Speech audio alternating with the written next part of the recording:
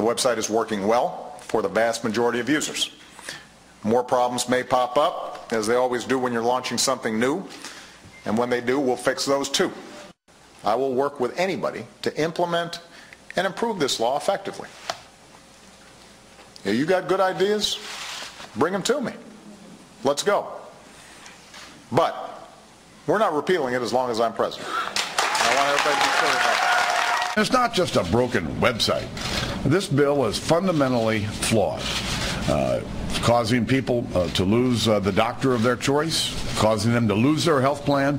And if that isn't enough, they're having to pay much higher prices at the same time.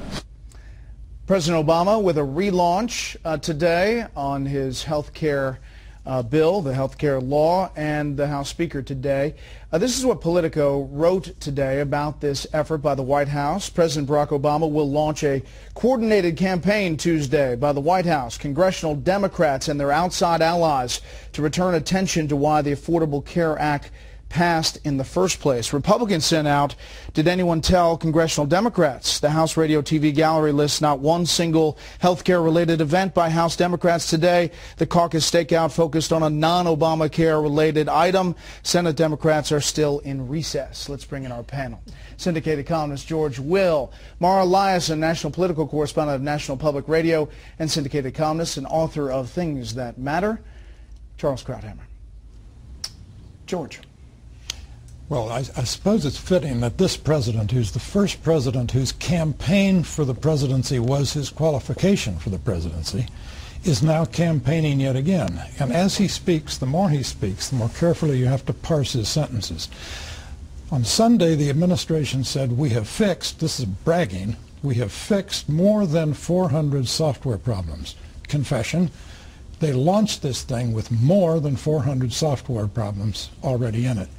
Then today the president gave that rather strange statement where he said almost 500,000, translation, fewer than 500,000 Americans out of 315 million Americans are poised to gain health care coverage. Now, if you can tell me what that means, you're way ahead of me. Down the street from the studio today, there was the court challenge to the plain reading of the law that they can't have, that the IRS exceeded its authority in authorizing subsidies to the federal exchanges that Shannon Bream talked about. And coming to a courthouse near you soon is another case. The Constitution says all revenue measures will start in the House.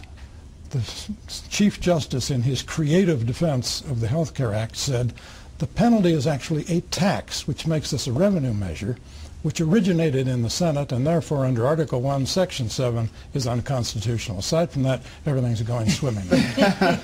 And that was a big, heated Hill committee hearing today about that, Article 1, Mara. But back to the president's relaunch and all of this effort.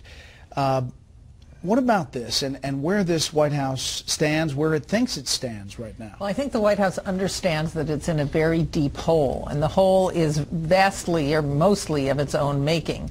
They are relaunching the healthcare website. It actually had 1 million visitors and it didn't crash, so that's pretty good. Now the healthcare law itself gets tested. In other words, it's no longer about the website. I think Republicans understand that. Republicans also are not talking about repeal. I think they feel that they're going to let this law collapse of its own weight. They're going to highlight Obamacare horror stories. They're going to keep on focusing on vulnerable Democratic incumbents, particularly in the Senate, who went out and repeated the president's promises about how if you had a plan that you liked, you could keep it, period. But now we have to see if a lot of things fall into place for the White House. Are they going to get 7 million people, the right mix of 7 million people, enough young people to sign up by March 31st? And can they turn around public opinion on this law? It's now more negative than it's ever been, like about 56 to 40% negative.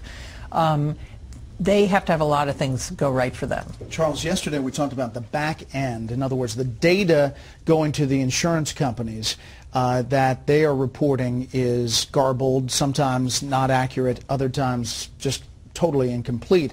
But really the back end is the payment of the premium, because you can't have the insurance unless you pay the premium.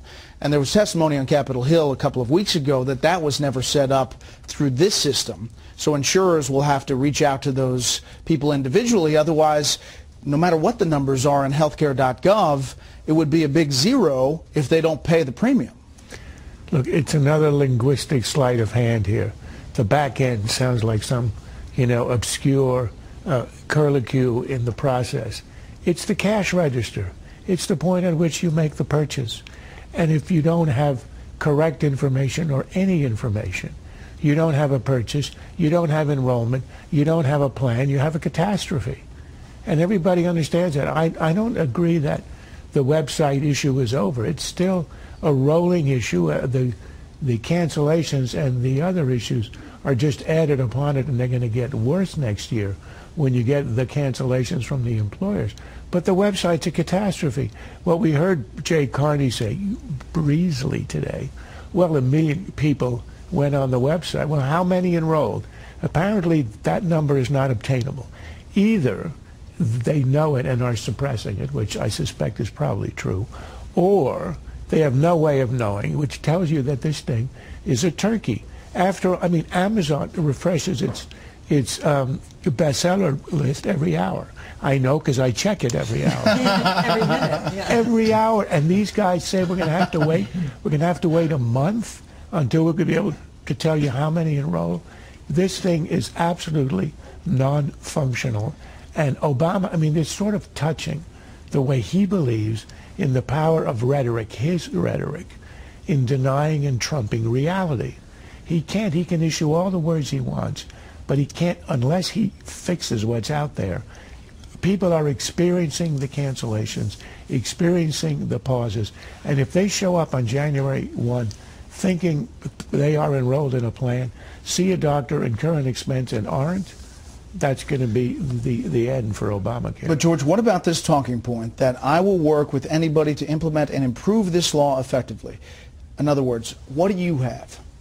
Well, the Republicans... Because that's what you'll hear. Sure. The Republicans have a whole lot of proposals which together make a coherent plan. Premium support in Paul Ryan's budget, John McCain's 2008 promise health savings account, buy insurance across state lines, tax employer-provided health insurance is what it is, compensation, but give people large tax credits to go into the market and shop.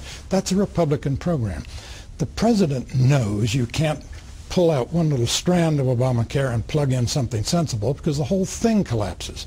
That's the problem with this. And the real problem is the most tech-savvy, one might almost say tech-snobbish portion of our population are young people. They've watched this disaster and they're saying, I want to trust my health to these guys? I don't think so. And I'd add one item. The absence of tort reform in a bill that's 2,000 pages long is an absolute scandal. Everybody understands that the reason we have the most expensive health care in the world is because we have an insane malpractice system, and this did absolutely nothing. And the reason is, as Howard Dean admitted once, we didn't want to anger the trial lawyers. Last thing, Mara, as far as we can tell, there still has not been an end-to-end security test on this website. And when we hear these security experts testify, they're still really concerned about there are concerns, and the White House says they're addressing them, and that's still an open question among many. But look, I think one of the problems for Republicans is if they're not going to be for repeal, and we know repeal is not popular, even though Obamacare isn't popular, they have to be for something, and we don't know what they are for. And yes, there are a lot of ideas, and George just listed them, but I don't think anybody could tell you what the Republican health care plan is. And they'll have to. They'll have to eventually, I think eventually. Obamacare refutes itself even in the absence of a Republican plan.